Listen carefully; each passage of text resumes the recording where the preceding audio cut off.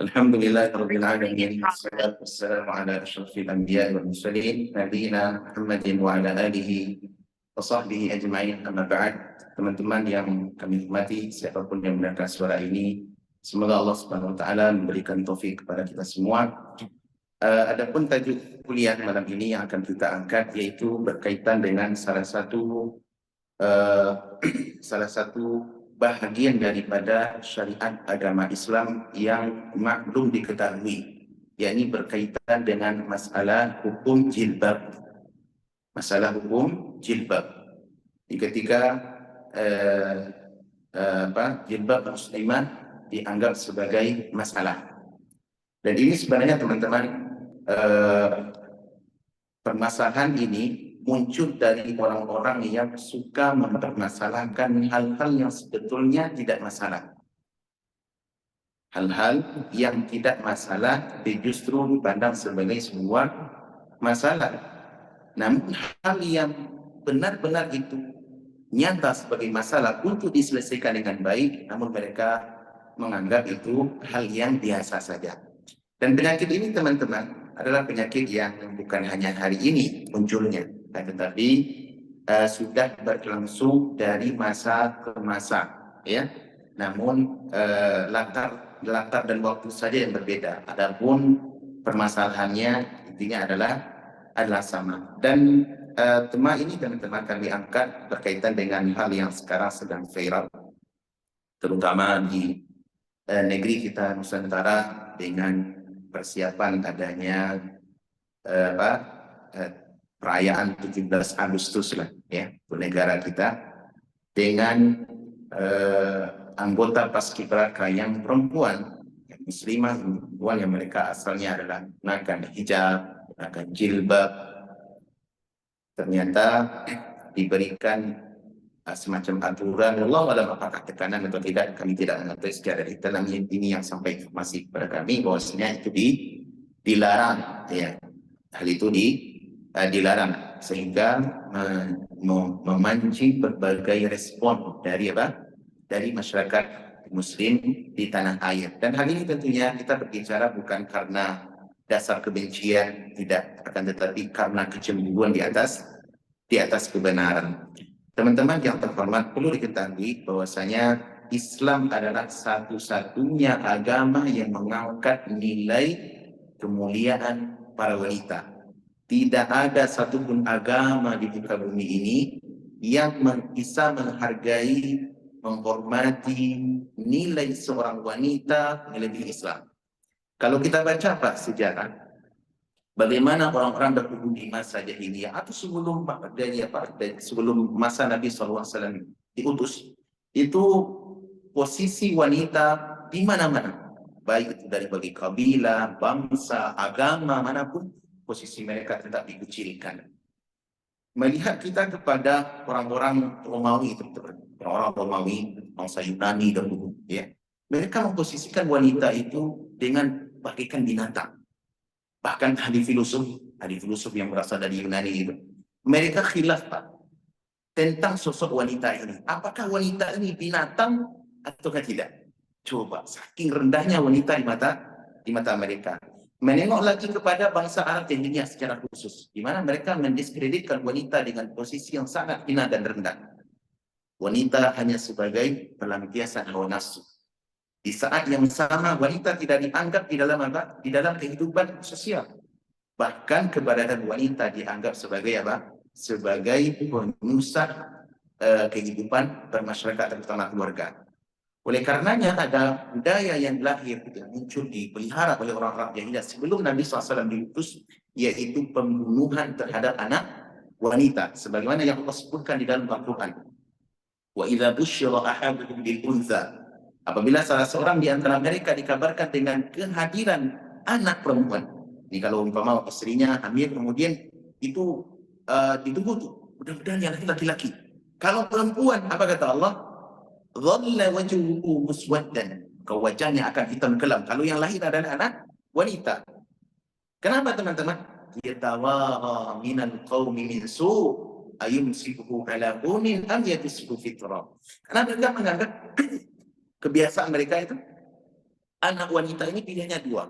Imma dikubur hidup-hidup atau dipelihara namun kita dibully, dihina oleh apa? Sosial kemasyarakatan. Maka ini adalah praktik bagaimana surah atau gambaran orang-orang Arab jahiliyah memandang sosok wanita. Memandang sosok wanita. Oleh karena ini dosa besar. Ya, dosa besar. Di antara salah satu tragedi hari kiamat nanti, anak-anak wanita yang dikubur hidup-hidup itu, ya, kubur hidup-hidup ditaruh dikalikan lubang besar, tukar langsung dilempar, kemudian dalam keadaan dia memanggil abi, abi, abi, kemudian ditimbun sampai dia mati. Dan hal ini berlalu di masa jahiliyah dalam fatrah atau masa yang sangat lama, ratusan ribuan atau kita berapa anak wanita yang meninggal dunia. Maka apa kata Allah tentang tragedi hari kiamat dalam surat Takwir? Wa idzal mau'udatu su'ilat. Ketika anak-anak atau bayi-bayi wanita, anak-anak balita perempuan yang dikubur hidup-hidup, bi ayyi dzambin qutilat. Karena dosa apa mereka dibunuh? Ini praktik ya teman-teman, gambaran orang jahiliyah di dalam menyikapi apa? Para wanita. Demikian pula kalau wanita sudah menikah, maka suaminya meninggal dunia, wanita itu tidak bisa mewarisi. Tidak bisa mewarisi.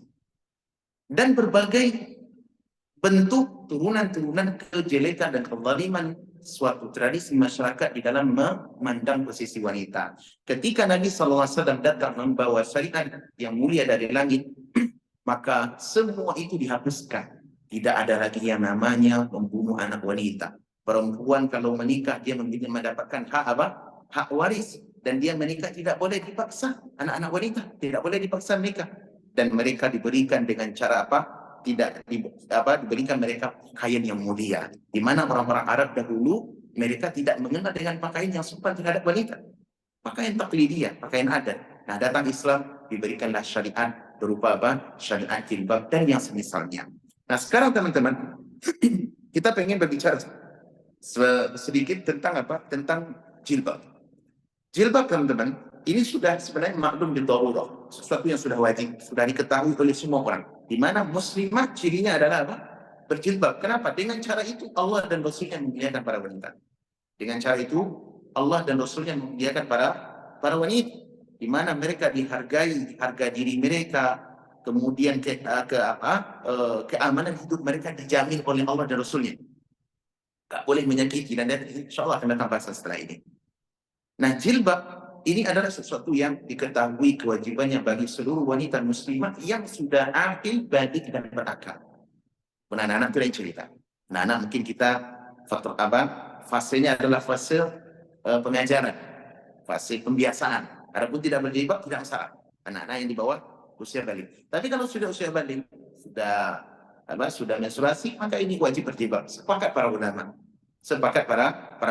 Sekarang teman-teman, mengenai tentang jilbab. Jilbab atau bahasa lain dengan hijab. Ya, sebenarnya jilbab dengan hijab itu dia adalah pakaian yang menutupi aurat. Walaupun mungkin bentuk fashionnya berbeda-beda, namun tujuan dan maksudnya adalah sama. Iya. Apa maksud fashion berbeda-beda, teman-teman? Nanti akan datang barangkali penyebutannya ada istilah dengan khimar. Iya. Ada namanya khimar. Kemudian juga ada namanya burqa, ada namanya niqab, yang kita fa'ruf ya, kalau di Indonesia namanya niqab. Kemudian juga ada namanya abaya, dan semisalnya banyak nama, sesuai dengan apa? Dengan kondisi yang zaman yang berbeda. Ala kulli hal, semua itu adalah bentuk pakaian yang merujuk kepada satu makna, yakni jilbab dan hijab. Apa itu jilbab dan hijab? Pakaian kurung atau pakaian yang lapang, di mana dia menutup daripada kepala sampai kepada seluruh anggota badan. Dengan kelonggarannya. Longgar dan tidak sempit. Ini maksud dengan jilbab. Apa dasar yang menyatakan tentang perintah berhijab dan perintah berjilbab? Ada tidak dasarnya dalam Al-Quran? Ada. Allah Subhanahu wa Ta'ala berfirman kepada Nabi SAW di dalam surat Al-Ahzab ayat 59. Ayat ini mungkin Bapak sudah hafal. Allah berfirman, ya ayyuhan nabi, wahai nabi, dan ini khitabnya kepada Nabi SAW. Qul li azwajika, katakanlah kepada istri-istrimu. Yang kedua, wa banatika, dan kepada anak-anak perempuan. Wanisa'il mu'minin, dan sampaikan pula kepada wanita-wanita orang beriman. Ini para wanita muslimat, dan ini siapapun dari bangsa dan suku manapun. Kita kena contoh ayat ini. Apa perintah Allah? Yudnina alaihinna min jalabibihin, agar mereka menguburkan jilbab mereka sehingga menutupi dada-dada mereka. Dzalika adna ay yu'rafna fala yu'zain. Hal itu agar mereka dikenal dan mereka tidak disakiti. Wa kana Allahu ghafuran rahimah, dan sesungguhnya Allah senantiasa Maha Pengampun lagi Maha Penyayang. Ayat yang mulia ini teman-teman, ada sebab turunnya, dan ini akan menjelaskan kepada kita nanti apakah syariat jilbab bagi wanita muslimah itu syariat yang datang dari Allah atau hanya sebatas budaya Arab.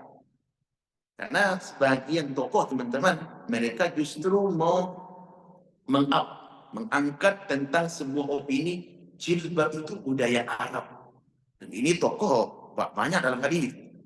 Bahkan seorang profesor, seorang doktor, dia itu banyak kajian-kajian seperti itu. Mereka ingin mengangkat jilbab itu tidak wajib. Bukan sebuah kewajiban. Terus gimana Pak? Dia adalah budaya Arab. Ya, kalau di budaya Arab berarti tidak cocok dong di Nusantara. Kata orang Nusantara, saya kira tidak cocok kayak jilbab. Nah, kita akan lihat dari penjelasan ayat ini berdasarkan asbabun nuzul.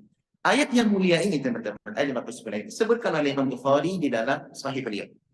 Bahwasanya Umar radhiyallahu anhu pernah berkata, kata beliau radhiyallahu anhu pada Nabi sallallahu alaihi wasallam, ya Rasulullah, yadkhulu alaika al-birru wal fajir. Wahai Rasulullah, sesungguhnya orang akan selalu ada berkunjung ke rumahmu. Di antara mereka ada yang yang orang-orang yang baik, orang yang terjaga, ifah, harga dirinya. Tapi di sana juga ada orang yang fajir, orang yang suka jelalatan, ahli maksiat dan semisalnya. Manusia beragam Pak. Maka kata Umar usaha beliau, karena ini ke rumah Nabi, tapi otomatis nanti akan ada istri-istri Nabi SAW mungkin menghidangkan air dan semisalnya, akan terlihat barangkali. Kemudian apa kata Umar radhiyallahu kata beliau, falau amarta ummahatil mu'minin, andaikan ya Rasulullah engkau perintahkan ibu-ibu dari orang beriman, maksudnya siapa? Istri-istri engkau wahai Rasulullah, bil hijabi, untuk menggunakan hijab. Nah, ini kata hijab, kata jilbab maknanya sama, yakni sesuatu yang menutupi aurat dengan konteks syariat yang dibenarkan, ya. Bukan konteks kekinian, tidak Pak, modernisasi tidak maksudnya. Bentuknya bisa berbeda, tapi tidak boleh keluar dari aturan syariat. Karena ada orang mengatakan jilbab itu, namun jilbabnya mengecut contohnya, atau membungkus. Dia beda loh Pak, antara menutup dengan membungkus berbeda. Kalau menutup itu apa? Rapi, tidak terlihat apa bentuk di dalam. Adapun membungkus itu kelihatan. Teman-teman kalau bungkus kan kelihatan apa bentuk di dalam. Gambarnya seperti apa tak tahu dari lo. Yang maksud kita adalah berjilbab itu menutup sesuai konteks dan aturan syar'i, tidak keluar daripada itu. Teman-teman. Nah, kata Umar, hendaklah engkau memerintahkan istri-istri engkau wahai Rasulullah untuk menggunakan hijab.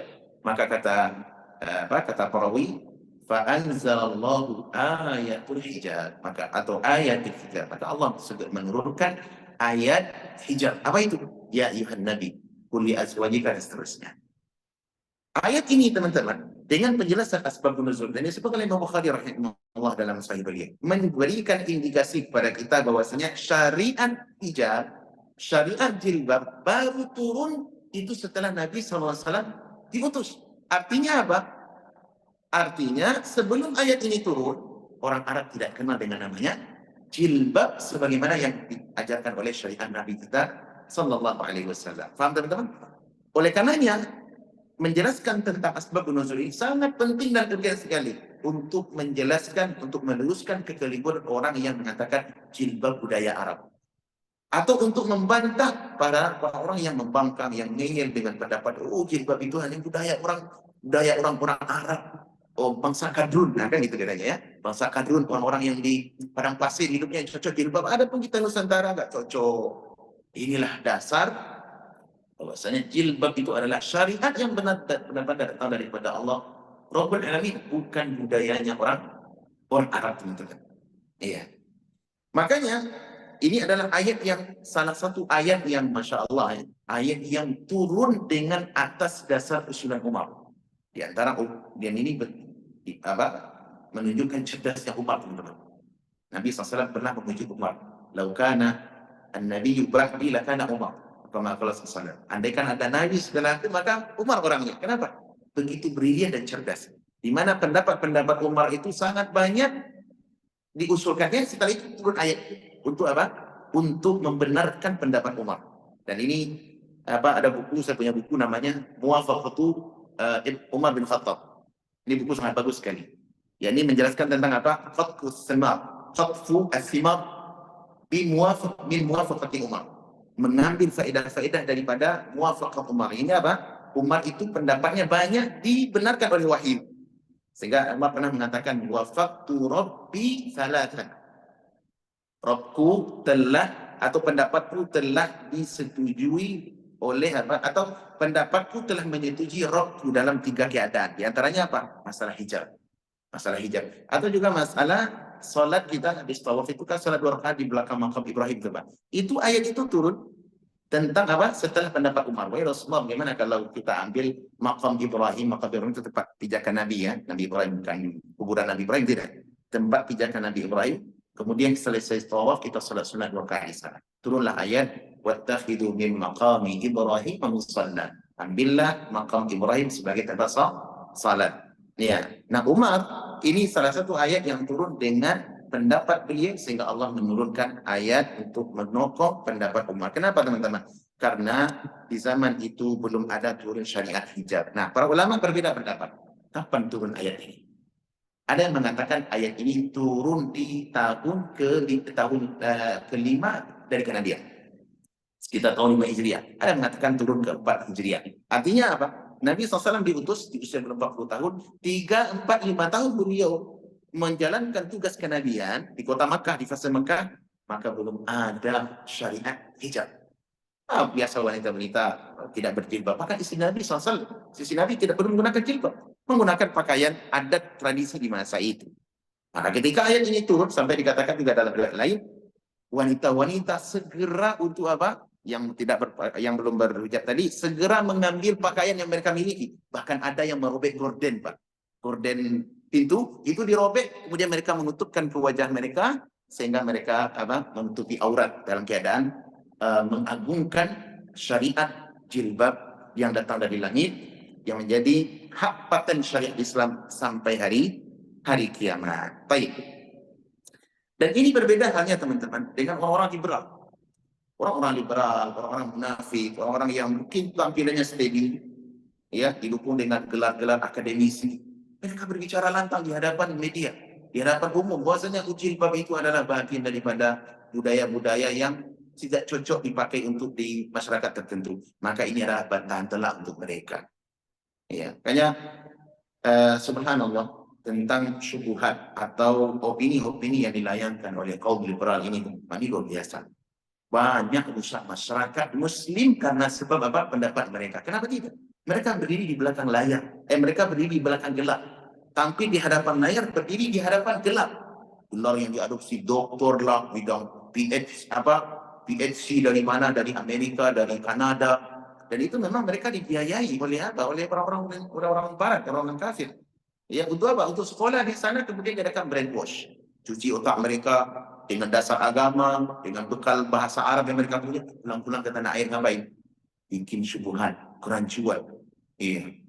Oh, Islam itu kan lapang, Pak. Kita nggak boleh saling menyalahkan. Nggak boleh kita menyangka diri Islam aja yang masuk surga. Yang mungkin Nasrani juga masuk surga nanti. Ini kan apa namanya? Pluralisme kan? Penyetaraan agama. Adakah orang Muslim menyangka seperti seperti itu? Nggak ada. Orang Islam aja yang ada. Nah, inilah bahayanya orang-orang apa? Orang-orang munafik. Dan ketika kita mengangkat kebenaran, membantah kekeliruan mereka, maka bisa jadi kita ditodong sebagai apa? Wahabi lah, orang yang kadrun lah, orang yang ortodok, nggak tahu dengan modernisasi dan semisalnya. Dan inilah yang terjadi di zaman kita sekarang, Pak. Iya, terbillah. Hal ini, teman-teman, kita ingat suatu perkataan yang bagus dari Imam Ahmad rahimahullah. Imam Ahmad pernah berkata begini kepada seorang temannya, Umar bin Saleh Abu Hafaz, sebagaimana dinukilkan oleh Imam Ibn Muflih dalam kitab beliau Asy-Syariah. Ya. Apa kata Imam Ahmad rahimahullah? Ya Abu Hafsin, ini berkata kepada temannya, wahai Abu Hafs, sayati 'alan nasi zamanun, akan datang nanti masa-masa menemui manusia. Al-mu'minu bainahum mithlul jifah, di mana orang mukmin, orang-orang yang jujur, para dai yang mengajak kepada kebenaran, meluruskan kekeliruan di tengah umat, yang berada di antara, kemudian berada di antara mereka, mithlul jifah, layaknya bagaikan bangkai. Wa amal munafiqu asyara atau yusharu ilaihi bil asabi'. Adapun orang munafik akan diberikan isyarat oleh banyak orang dengan gini Pak. Apa itu? Paten. Oh, ini memang keren. Ini pendapat seperti inilah yang apa? Yang moderat, yang moderat gitu. Adapun pendapat yang mengatakan jilbab kaku, pendapat yang enggak relevan dan semisalnya. Inilah zaman yang mungkin diberikan isyarat oleh Imam Ahmad, di mana orang-orang mukmin, orang-orang muslim itu dipojokkan, disudutkan. Disudutkan dari apa? Dari sisi syariat, dianggap sebagai orang apa? Orang-orang yang berbahaya dan semisalnya. Itu gila. Kemudian teman-teman, bahasan berikutnya kita akan melihat bahwasanya ternyata hijab ini atau hijab jilbab bagi wanita muslimah yang sudah akil balik dan berakal, dia merupakan fitrah. Fitrah yang Allah Subhanahu wa taala terapkan atau wajibkan untuk wanita muslimah. Kenapa tidak, teman-teman? Dengan hijab itulah mereka akan dijaga. Dengan menjaga, dengan pakaian yang menutup aurat tadi, kehormatan mereka akan apa? Akan dijaga, akan terjaga. Benar apa tidak? Ini adalah fitrah untuk wanita. Iya, ini adalah fitrah untuk wanita. Makanya Allah Subhanahu wa taala mengatakan tadi apa? Dzalika adna apa? Yudnina alaihim min dzalika adna ay yu'rafna fala yu'dzain. Akan mereka bisa dikenal dan mereka tidak disakiti. Dan mereka apa? Tidak disakiti. Kemudian Allah katakan apa? Wa kana Allahu ghafurur rahim. Dan sebenarnya Allah Maha Pengampun lagi menjadi. Kenapa Allah menutup ayat ini dengan kana Allahu ghafurur rahim? Karena orang yang selama sebelum syariat itu datang, kan wanita-wanita tidak berjilbab, atau sahabat sebelum syariat hijab datang, maka Allah SWT mengampuni dosa-dosa dan kesalahan mereka yang salah. Ya. Maka ini isyarat Allah SWT menutup ayatnya dengan Maha Pengampun lagi maha penyayang. Dan ini fitrah. Nah, fitrah inilah yang dijaga oleh wanita muslimat, ya, orang-orang yang memiliki hati yang mulia, yang mengagungkan syariat Allah SWT, ya, sehingga dicemburuilah oleh orang apa? Oleh orang-orang kafir, terutama orang Western, orang Barat. Mereka kan biasa Pak dengan kehidupan apa? Kehidupan bebas. Kehidupan mereka tidak mau dikekang. Mereka berbagai cara bagaimana menanggalkan pakaian para wanita. Siapa itu? Orang-orang Barat, orang kafir. Jadi mereka ingin mata mereka itu dihiasi selalu dengan wanita apa? Dengan aurat wanita, syahwat yang menggebu-gebu. Maka tidak sedikit di antara mereka yang menjadi korban. Namun hal itu sudah seakan-akan mereka sudah sepakati bersama. Namanya kalau orang apa? Orang kafir, ya siapa saja. Atas Yahudi, Pak Nasrani, sebagai Nasrani dan Kristen dan sebagainya, mereka biasa tidak menerima. Nah, syariat Islam adalah orang-orang muslimah yang menjaga hal ini. Orang-orang muslimah yang menjaga hal ini. Dan inilah fitrah. Maka saya sampaikan di majelis yang mulia ini, dan siapapun yang mendengarkan suara dan nasihat, yang mudah-mudahan ini benar-benar apa bisa menyentuh dan mengembalikan para akhwat, para wanita-wanita muslimah yang mungkin tergelincir atau terpapar syubhat bahwasanya banyak mengadopsi doktrin jilbab itu tidak wajib. Yang banyak anak-anak wanita kita yang menanggalkan jilbab. Banyak para istri-istri yang tidak menggunakan jilbab. Muslimah. Mereka menggunakan jilbab apa? Kalau pakai mukena ke masjid itu baru menutup aurat mereka. Tapi kalau ada tidak, keluar mereka biasa ke kantor tidak berjilbab, menunjukkan apa?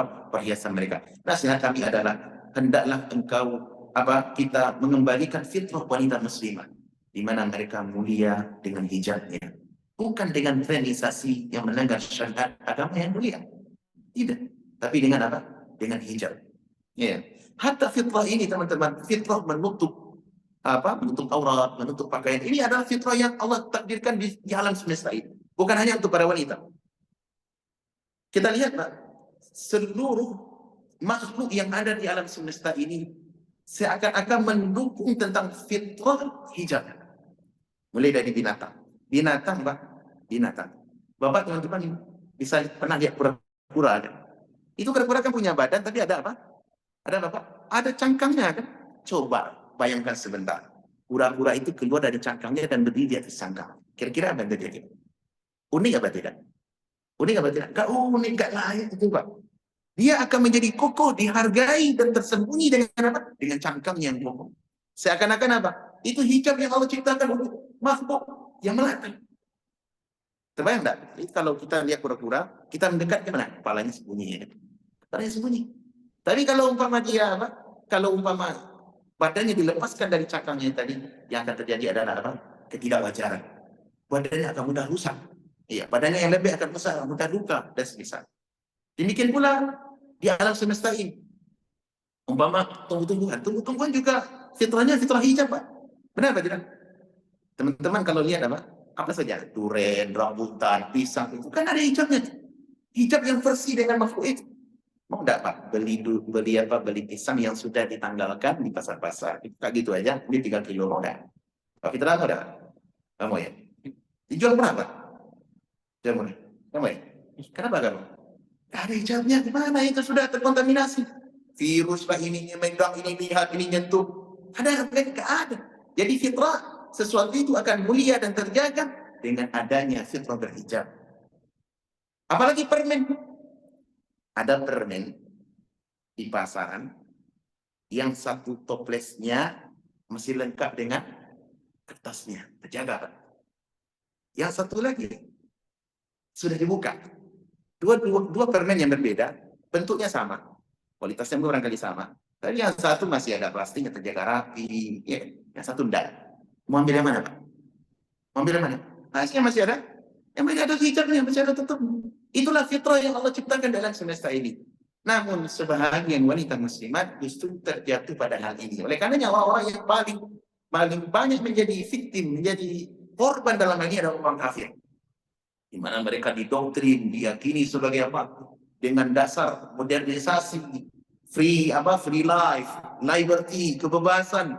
Mereka dipaksa untuk buka jilbabnya. Saya kan hal yang biasa.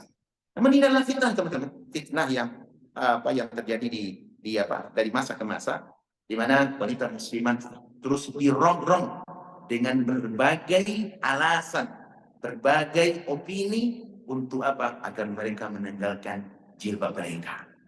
Ini kita. Baik. Kemudian berikutnya teman-teman, setelah kita mengenal bahwasanya hijab itu adalah fitrah bagi wanita muslimah untuk menunjukkan agar mereka menjadi wanita yang mulia. Poin berikutnya yang ingin kita sampaikan adalah jilbab ini ternyata sebagai pembeda antara wanita yang merdeka dengan wanita yang budak.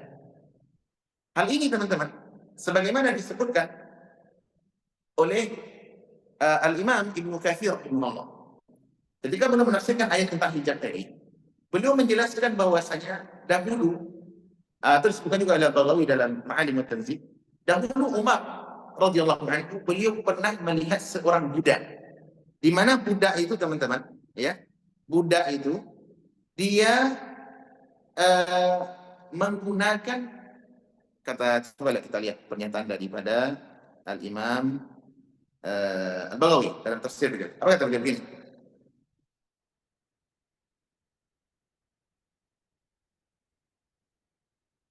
Berkata Abdullah bin Abbas dan Abu Ubaidah bin Jarrah radhiyallahu anhum bahwasanya amara nisa al-mu'minin, ketika belum menjelaskan ayat ini, ayat tentang berhijab tadi, berjilbab tadi, ayat tentang hijab, Allah Subhanahu wa taala memerintahkan wanita-wanita orang beriman an yughattina ru'usahunna wa wujuhahunna bil jaladi,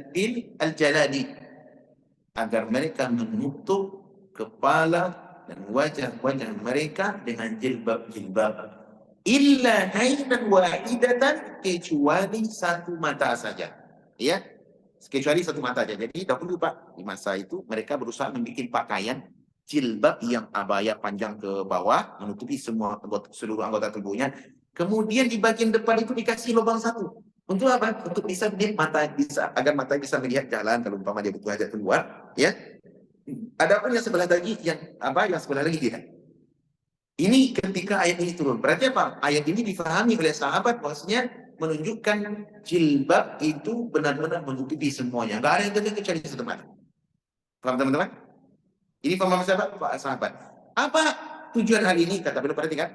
liyu'lama annahunna harair, agar diketahui bahwasanya inilah wanita-wanita yang merdeka. Dahulu kan banyak budak, Pak. Ada wanita merdeka, ada wanita budak, ya. Ada wanita budak. Untuk mengetahui mana yang wanita budak, wanita merdeka, diketahui dengan jilbabnya. Orang berjilbab berarti merdeka. Wanita muda dan merdeka. Kalau tidak, berarti budak. Bisa dia apa? Milik tuannya, bisa disuruh-suruh, pokok hampir di atas sedikit daripada binatang di masa itu. Di masa itu. Maka oleh karenanya, ketika Al-Baghawi menjelaskan tentang mana ayat dzalika adna ay yu'rafna, hal itu agar wanita itu diketahui. Apa maksud diketahui di sini? Ay annahunna harair, bahwasanya mereka adalah wanita mulia. Wanita yang mulia, wanita yang merdeka. Enggak boleh ada orang ikut campur tangan, bisa ditusuh. Nah, ini enggak mudah. Ini adalah wanita yang merdeka. Perhatikan teman-teman, jilbab itu ternyata ciri khasnya wanita yang merdeka. Adapun yang buka hijab, itulah para budak sebenarnya. Nah, mari kita lihat. Berkata Anas bin Malik radhiyallahu anhu. Apa kata beliau? Marrat bi Umar, ya, Ibn al-Khattab, jariyatun mutaqanni'atun fa'alaha bid-durrah. Kata Anas bin Malik radhiyallahu anhu, sungguh telah suatu kali ada seorang budak yang muqanni'ah, budak wanita. Muqanni'ah itu teman-teman dia ditutupnya semua semua kepalanya dengan wajahnya, pokok hampir hilang, tidak terlihat kecuali kecuali mungkin sedikit saja untuk berjalan. Ini budak wanita berjalan di hadapan Umar dalam keadaan muqanni'ah berjalan dengan menutupi dengan kepalanya dengan semacam selendang atau kain. Apa kata Umar radhiyallahu anhu? Umar berkata, ya duka, ya, wahai luka. Luka ini adalah panggilan untuk Untuk seorang wanita yang tidak merdeka masa itu. Semacam budak. Atashtabihina bil haraid. Apakah engkau berjalan menggunakan pakaian Pakaian jilbab atau hijab seperti itu seakan-akan engkau adalah wanita yang merdeka? Alqina, lemparkanlah pakaian yang menutupi ini. Artinya apa? Wanita yang tidak berhijab di masa itu adalah budak. Di masa jahiliyah dulu. Ya, di masa-masa awal Islam. Adapun orang yang berhijab, wanita yang berjilbab menunjukkan, berikan indikasi dalam wanita yang merdeka dan memiliki sifat yang mulia. Namun inilah yang terus didoktrinkan oleh orang-orang yang benci ke musuh-musuh Islam, benci kepada agama ini, agar mereka ingin mengembalikan jahiliyah untuk bersemi kembali, sehingga dimasukkan dalam berbagai faham dan doktrin di tengah kaum muslimin. Baik, mengenai jilbab teman-teman, kita sudah singgung tadi bahwasanya dia adalah hal yang wajib, disepakati oleh para ulama, tidak ada khilaf dalam hal ini, ijma. Adapun masalah penggunaan niqab atau wajah dan telapak tangan, ini baru ada khilaf. Apakah mesti kita menutup wajah? Ini baru terjadi khilaf. Kita perlu fair teman-teman. Yang khilaf dikatakan khilaf, yang tidak dikatakan tidak. Dalam masalah apakah wajah wanita itu dengan telapak tangan termasuk orang atau tidak, adalah kalimat khilaf kuat. Hal yang sangat kuat. Oleh karenanya, pendapat yang sebagian pendapat dan bahkan mazhab Syafi'i juga termasuk kuat dalam hal ini. Mereka justru memandang wanita setelah berjilbab tiba-tiba atau menggunakan niqab itu menutup wajah itu bahkan wajib di mazhab Syafi'i. Iya, di mazhab Asy-Syafi'i. Nah, ala kulli hal kita tidak bicarakan tentang khilaf. Yang jelas jilbab adalah suatu kewajiban. Adapun menggunakan menutup wajah baru terjadi ranah khilaf di kalangan para ulama. Ya, sebagian ulama memandang wajib menutup wajah terkhusus bagi para wanita yang memiliki wajah yang cantik. Ini wajib. Kenapa, Pak? Karena wajah itu adalah sumber fitnah. Ya, sumber fitnah. Orang kalau mengetahui si fulan A dengan B, mana yang Khadijah, mana yang Maryam, dari mana diketahui, Pak? Dari wajah. Kita kalau melamar, dari mana kita lihat? Ya wajah kita lihat. Gak mungkin orang melihat tapak kakinya kayak apa. Ya. Oleh karenanya wajah itu adalah sentral, sumber daripada dikenalnya seseorang dan sumber kecantikan. Kalau seseorang wanita dia memiliki wajah cantik, kata para ulama, wajib mereka untuk menggunakan niqab atas misalnya, dan menutup wajahnya. Jangan diumbar. Ya, jangan diumbar. Baik. Kemudian bahasa berikutnya teman-teman yang perlu kami ingatkan bahwasanya ternyata wanita mereka adalah di satu sisi makhluk yang lemah, tapi di sisi lain dia memiliki power yang sangat hebat. Di mana kalau wanita itu terjaga dengan baik, insya Allah negara aman. Masyarakat, tatanan sosial akan aman. Tapi kalau wanitanya tidak terjaga, wanitanya wanita liar, wanita-wanita yang tidak mau diatur oleh aturan syariat, pasti kebiasaan masyarakat ini akan terjadi apa? Kerusakan. Kenapa? Fitnah wanita itu sangat hebat, besar. Gak ada yang selamat dengan wanita, tak ada yang selamat. Hatta para nabi, kalau bukan penjagaan daripada Allah, mereka apa? Bisa terjatuh dengan apa? Fitnah wanita. Contohnya siapa? Nabi Yusuf alaihissalam. Nabi Yusuf berapa Pak? Nabi terdidik di keluarga kenabian, di bawah cahaya ilmu. Ayahnya Nabi, kakek-kakeknya Nabi. Ibnul Karim kata Nabi SAW. Anak yang dari apa orang yang mulia itu para Nabi. Namun demikian, beliau tetap tidak tahan dengan godaan istri Al-Aziz. Ya, atau apa ya, istri Al-Aziz. Ketika digoda oleh Al-Aziz, walaupun dia mengatakan namanya Tulaifah, kulihat nama tidak penting, penting wanita yang cantik, wanita yang suaminya, dikatakan suaminya itu, dia punya suami. Menteri, tadi saya mandul Pak. Kita cantik, hidup di keluarga kerajaan. Tapi mandul dan dia, mohon maaf, impoten. Ada yang mengatakan juga seperti itu. Iya, sehingga dia masih ramah. Ditambah dengan kehadiran seorang apa?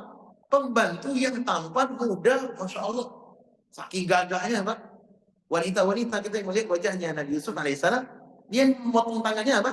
Faqatta'na aydiyahunna wa qulna hasya lillah. Dipotong tangannya sampai berdarah, dia mengatakan hal itu tidak terasa. Sembari mengatakan hasya lillah, ini adalah luar biasa. Ya, ma hadza basharun in hadza illa malakun karim. Ini bukan manusia, ini adalah malaikat yang mulia. Ketika Nabi Yusuf dihadapkan kepada fitnah dengan wanita Zulaikha, yang katakan Zulaikha itu, apa katanya? Dia menyatakan bahwasanya kata Allah SWT, walaqad hammat bihi wa hamma biha. Sungguh Yusuf tergoda apa? Wanita itu bersangatan ingin meraih Yusuf kepada keperlukannya, dan Yusuf pun juga hamma biha. Yusuf juga punya perasaan ingin apa? Memeluk wanita itu. Wah, coba Nabi. Apalagi orang-orang yang tidak nabi seperti kita-kita ini. Kalau sudah bermain dengan wanita, Pak, tidak ada kaptennya. Mau kopral, mau kapten, mau bintang 10 di sini, tunduk diperlukan wanita. Karena jangan main-main dengan apa? Dengan gelas-gelas kaca. Dia lembut, Pak. Tapi hati-hati, di balik kelembutan wanita, tersimpan fitnah yang luar biasa. Yang menunjukkan siapa saja kalau bermain dengan mereka.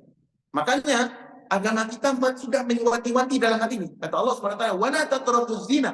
Jangan kalian mendekati zina. Jangan kalian mendekati hal-hal yang bisa mendekati zina. Allah tidak mengatakan jangan kalian berzina. Tapi Allah katakan apa? Jangan mendekati hal-hal yang bisa membuat kalian jatuh kepada perzinahan. Salah satu contohnya apa? Contohnya apa? Pacaran. Pacaran tidak berzina, Pak. Tapi hal yang bisa menjerumuskan kepada perzinahan. Nah, inilah penyakit anak-anak muda kita hari ini. Sekarang kalau tidak pacaran, tidak tren namanya, Pak. Tidak modern. Bahkan orang tua yang keliru, yang mereka mungkin lemah akalnya, merasa risih ketika anaknya tidak memiliki doi, nggak punya pacar, nggak punya pasangan untuk pacaran yang bawa untuk malam minggu. Ya. Kalau ada orang tua laki-laki, orang tua yang didatangi oleh tidak tahu calon menantu atau tidak, tapi jelas dia bukan menantunya, laki-laki. Pak, Bu, saya ingin bawa fulanah nanti anak perempuannya malam ini. Boleh silakan, tapi pulangnya jangan malam-malam ya, jangan kebagian. Coba dibiarkan anaknya dengan lelaki. Dan dia menganggap inilah sebuah kemodernan. Allah katakan apa? La taqrabuz zina. Jangan kalian mendekati hal-hal yang bisa mengantarkan kepada perbuatan zina. Nabi SAW sudah mengingat, Pak, tentang bahaya sosok wanita. Apa kata Nabi SAW dari Usamah bin Zaid radhiyallahu anhu? Nabi SAW bersabda, "Ma taraktu ba'di." Tidaklah aku tinggalkan setelah peninggalan fitnatan, suatu fitnah yang besar, yang berat. Adarru 'ala rijali min ummati minan nisa, yang lebih berbahaya untuk kaum lelaki dari umatku melebihi fitnah wanita. Tidak ada yang selamat, Pak. Tidak ada yang selamat kalau bermain api dengan apa? Dengan wanita. Makanya kita berusaha untuk tidak mendekati kaum wanita kecuali dengan cara yang dibenarkan. Kalau suka, kita tanya calon mantu. Kalau diterima, alhamdulillah. Kalau tidak, cari rumah yang lain. Itu lelaki yang jantan. Bukan bermain api dengan apa? Dengan wanita. Ini perlu dinasihatkan kepada siapa saja di antara kaum muslimin dan kaum muslimat yang mempunyai anak lelaki dan perempuan. Jaga dalam hal ini. Jangan kita bermudah-mudah dengan apa? Dengan pergaulan anak-anak kita. Biasa itu kan kawan sekolahan, reunian. Ternyata reunian apa? jatuh kepada apa? Perzinahan. Kemarin kan ada kejadian itu beberapa di Surabaya. Wanita muslimah yang bahkan sudah ngaji, berhijab, laki-laki juga sudah ngaji dapatnya. Masing-masing sudah punya anak. Ketika yang wanita yang berhijab tadi punya anak, yang suaminya mengantarkan anaknya kuliah pesantren ke Solo, dia tinggal Surabaya. Dia pernah reunian dengan teman sekolahnya dulu. Yang dulu pernah doian lah, itu mungkin suka sama suka. Ternyata terpisah dengan sebab pernikahan. Lalu punya anak. Kan viral Pak. Keluar di TV One atau berapa saya lupa. Akhirnya Pak, ketika suaminya mengantar anak ke Solo sekolah, dia kenal teleponan, janjian, akhirnya terjadilah naudzubillah perzinahan. Laki yang tidak halal baginya dan dia munafik kepada berkhianat kepada suaminya, kepada suami saya untuk berkhidmat kepada suami saya, ini berakhir hubungan gelap ini. Diikat wanita itu, dibunuh dalam keadaan berjilbab dengan hijabnya. Setelah itu dibikin kertas, tolong selesaikan secara lebih kurang ya, tolong selesaikan jenazahnya secara aturan Islami, jangan cari tahu siapa wanita ini. Siapa itu Pak? Wanita berjilbab, berhijab, tapi apa? Laki-laki bermain dengan wanita yang tidak halal, Allah akan dirumuskan oleh syaitan kepada perbuatan maksiat. Oleh karenanya ada perkataan yang bagus dari para ulama. Kan para ulama kita dulu Pak sudah mewanti-wanti hal ini.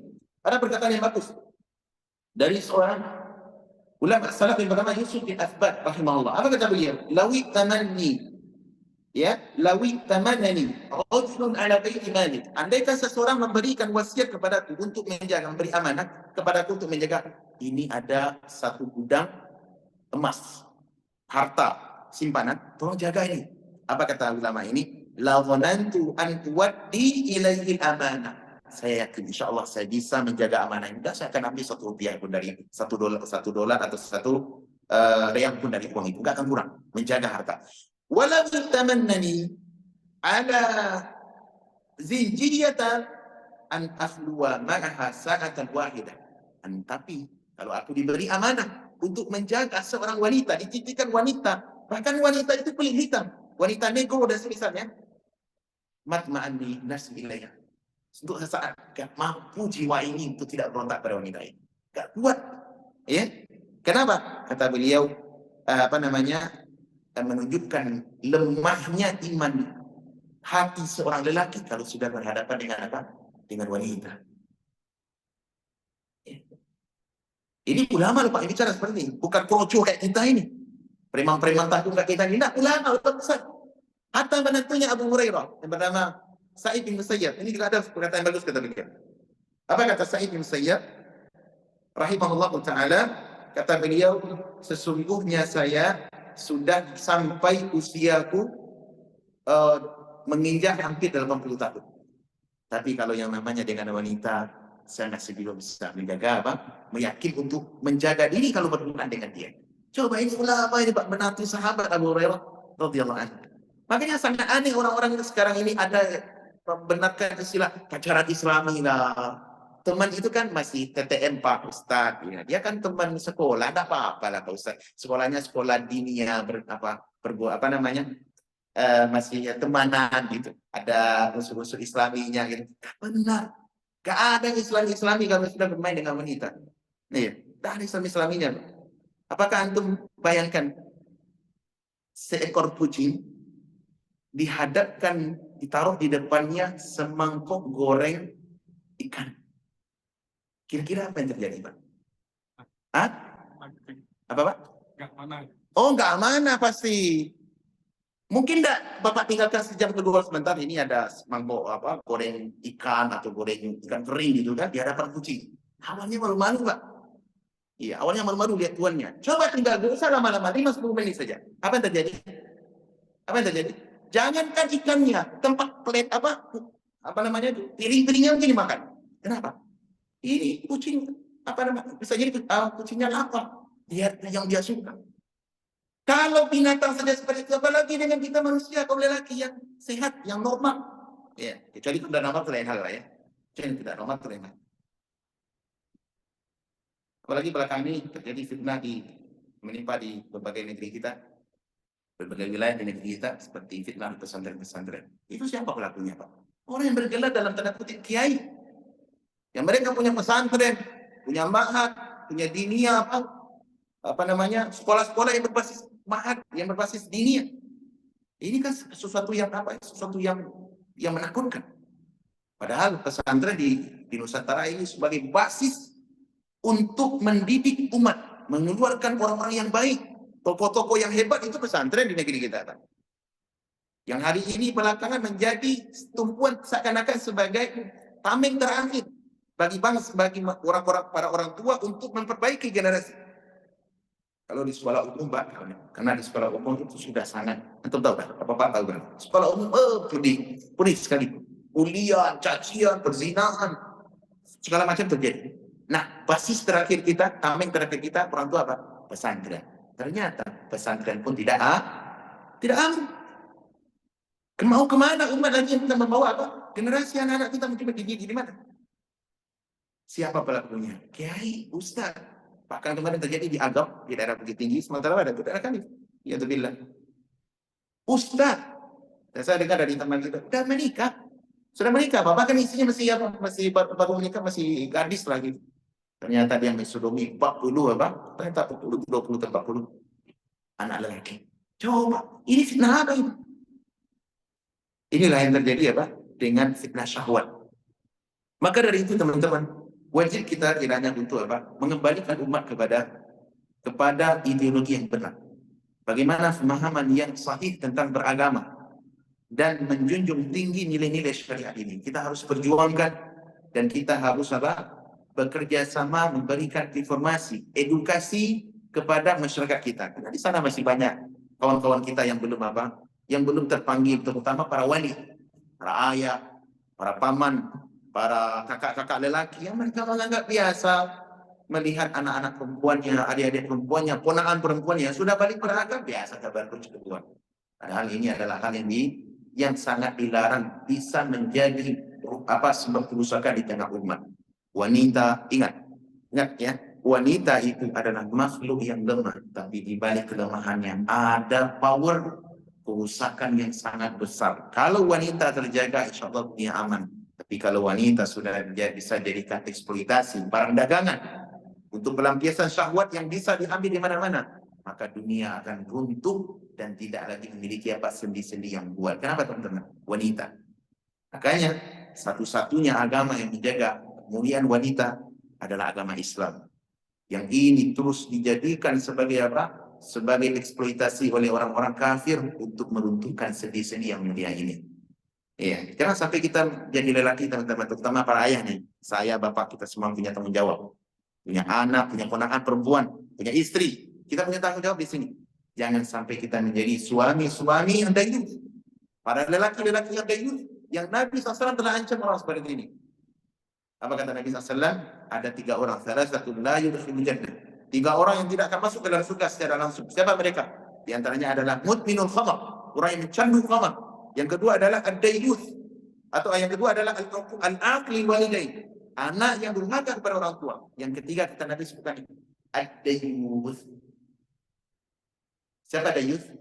Yaitu orang yang membiarkan al-khabath, maksiat terjadi pada anak, pada istri, pada ponakan perempuannya, dalam keluarganya dibiarkan maksiat. Namun mereka menganggap hal yang biasa. Undang istri laki-laki umat ke rumah, istri kita menghidangkan air dan pakai jilbab. Allah Akbar. Kenapa ini? Ini sosok lelaki yang dayuth yang Nabi ancam dengan apa? Mereka tidak akan masuk surga secara langsung. Wallahu taala alam teman-teman. Ini sebagai mukadimah tentang bagaimana Islam begitu indah di dalam cara memuliakan para wanita, dan nasihat kami kepada para wanita yang ternyata mendapatkan ujian dipaksa dengan aturan, dengan lingkungan tertentu untuk mereka menanggalkan hijab mereka, sementara mereka memiliki fitrah untuk mencintai hijab itu, menjaga harga dan martabat diri mereka. Maka nasihat kami adalah bersabar untuk lebih mementingkan nilai-nilai akhirat, nilai-nilai syariat untuk dijaga daripada mencari kebanggaan, nilai dan nama daripada urusan dunia ini. Kenapa dunia akan ditinggalkan?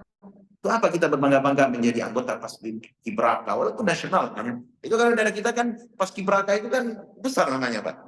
Iya, menjadi ajang kompetisi itu. Untuk naik ke provinsi aja itu jadi kompetisi, apalagi kan nasional. Dilihat, direkam oleh apa? Oleh media. Jutaan mata, ratusan juta mata yang akan melihat. Gimana kalau anak perempuan kita ternyata dilihat dengan keadaan tidak berhijab? Apalagi sebelumnya sudah disusupi pula dengan apa pembagian pondok di sekolah-sekolah. Iya itu fitnah. Apa ini fitnah? Maka dari itu siapapun yang mendengarkan nasihat ini untuk segera apa agar mudah-mudahan sampai ke dalam hati kita masing-masing, hendaklah bersabar dan lebih utamakanlah dari apa kehidupan syariat, mengamalkan syariat daripada apa kehidupan dunia ini. Aturan manusia seperti itulah adanya. Orang-orang yang memiliki laki-laki yang memiliki syahwat, yang mengungut para lelaki mata yang memiliki mata-mata keranjang, itu biasa mereka akan, apalagi mereka memiliki apa punya posisi Pak di apa namanya dewan inilah, organisasi inilah, apa namanya yayasan inilah untuk mengatur, maka mereka akan terapkan aturan yang aneh-aneh untuk menanggalkan kemuliaan seorang wanita muslimah. Tidurlah wanita-wanita hebat. Jangan meniru wanita-wanita yang apa namanya wanita-wanita yang ada zaman sekarang. Iya, jangan tiru para artis yang mereka muslimah, artis muslimah menganggap biasa. Iya. Jilbab dipangkas nilainya. Dulu jilbab, kemudian belakang dapat jilbab namanya. Pernah dengar tak? Jilbab pernah ya Pak ya? Jilbab itu apa yang ngerecut gitu. Itu bukan jilbab itu. Itu adalah Anda membungkus. Tidak benar. Nah, belakangan apa? Ditanggalkan semuanya. Pakai pakaian yang seksi, bahkan diadakan acara-acara miss, pertunjukan wanita-wanita yang tercantik, biaya dengan biaya besar. Ini bukan hal-hal yang bisa merusak masyarakat.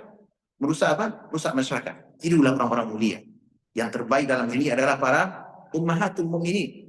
Ketika mereka datang syariat jilbab dari langit, apa yang mereka lakukan? Mereka cari pakaian yang bisa menutup pakaian mereka. Bahkan yang tidak punya pakaian, tidak punya pakaian gorden mereka jadikan untuk apa? Menutup aurat mereka. Dan ada satu tauladan yang sangat bagus teman-teman, kisah tauladan yang sangat bagus. Ini kisah daripada ibunda kita Aisyah radhiyallahu anha. Ibunda Aisyah radhiyallahu anha, ketika Nabi SAW wafat dan Abu Bakar, itu dikuburkan di mana? Di mana dikuburkan? Di rumahnya ibunda Aisyah, bukan di masjid apa? Di rumah ibunda Aisyah radhiyallahu anha. Ketika Aisyah radhiyallahu anha, ayahnya apa yang meninggal yang dikuburkan di situ adalah Nabi SAW dan Abu Bakar. Itu kan satu suami dan satu ayahnya. Ketika Aisyah mau masuk rumah, masuk keluar rumah, keluar dari apa, pulang dari hajatnya dari luar, masuk rumah, maka biasa dia masuk rumah, kemudian tutup pintu dan dia menanggalkan jilbabnya. Kenapa? Karena ini adalah apa? Suami dan ayah. Iya, kerabat yang aku tidak apa, yang tidak akan berperlu malu kepadanya. Hal ini sebetulnya disebutkan oleh asal daripada Imam Ahmad dalam musnadnya, juga Al-Hakim dalam Mustadrak dengan sanad yang sahih. Apa kata beliau? Ini dari Hisham dari Urwah. Bahwasanya Ummul Mukminin pernah berkata begini, "Kuntu adkhulu baiti alladhi dufina fihi Rasulullah sallallahu alaihi wasallam wa Abu Bakar." Ya. Dahulu aku biasa ketika masuk ke rumah yang di dalamnya dikumpulkan suamiku dan ayahku Abu Bakar. Fa'adha'u thawbi, dan aku meletakkan pakaian jilbabku. Wa aqul innama huwa zawji wa abi. Dan aku berkata, ini yang dikuburkan di sini adalah ayahku dan suamiku. Biasa, keluarga. Falamma dufina Umar, ketika Umar wafat, Umar siapa? Kerabat Aisyah, nah? Enggak, bukan mahram bagi Aisyah. Baik, ketika Umar wafat, di mana Umar dikuburkan? Di samping Abu Bakar dan Nabi SAW. Falamma dufina Umar, ma'ahum dikuburkan Umar bersama mereka. Fawallahi, demi Allah, kata Aisyah, dia bersumpah, ma dakhaltuhu illa wa ana mashdudatun alayya thiyami. Kecuali tidaklah aku masuk ke dalam rumahku setelah Umar dikuburkan. Ini mayat ini Pak, orang yang akan tahu aktivitas orang itu. Setelah Umar dikuburkan, demi Allah, tidaklah aku masuk rumah kecuali aku tetap menjaga hijabku dan lewat di situ tidak meletakkan pakaian, tidak membuka jilbab. Kenapa? Hayaan bin Umar, karena malu kepada sosok Umar bin Khattab. Dan itu terus dilakukan oleh ibunda Aisyah sampai dia meninggal dunia. Kapan dia ibunda Aisyah meninggal dunia? Kapan Pak? Hah?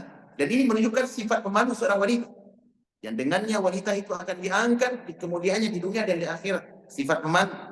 Cuma ini Umar dan meninggal dunia. Kira-kira kalau buka aja bisa tidak Umar nengok keluar? Tak bisa. Tapi tetap Aisyah menjaga, tidak mau buka hijab ketika lewat di kuburan itu, di dekat apa? Ya, kenapa? Malu kepada Umar. Hal itu dilakukan oleh Ibunda Aisyah sampai belum meninggal dunia radhiyallahu anha. Kapan Ibunda Aisyah meninggal dunia? Belum meninggal tahun 57 Hijriah. Sementara Umar wafat tahun 23 Hijriah. Berapa tahun, Pak? 2357 berapa? Hah? 2357. Hampir 34 tahun ya, Pak? Hampir 34 tahun dilakukan terus oleh Ibunda Aisyah demi menjaga kehormatan dan harga dirinya. Padahal ini adalah mayat. Tidak bisa apa-apa, Pak. Namun demikianlah ciri khas wanita-wanita yang mulia. Dan hal ini mudah-mudahan keteladanan ini didengar oleh para wanita muslimat dimanapun mereka berada. Semoga bermanfaat yang kita sampaikan. Kita memohon kepada Allah dengan nama-namanya yang husna dan sifat-sifatnya yang maha tinggi. Semoga Allah Subhanahu wa taala memberi petunjuk kepada para pemimpin kaum muslimin, terutama di negara kita, untuk mereka hadir di dalam mengatur kehidupan beragama. Hal-hal yang bisa merusak harga diri daripada kaum muslimin dalam mereka bela. Dalam mereka apa? Mereka bela kebenaran dan mereka hentikan segala bentuk kemungkaran. Dan semoga Allah SWT menjaga kaum muslimin dalam berbagi para anak-anak muda kita, terutama para kaum muslimat. Wallahu ta'ala alam wa sallallahu wa sallim ala nabiyina Muhammad wa ala alihi wa sahbihi wa sallam. Wassalamualaikum warahmatullahi wabarakatuh.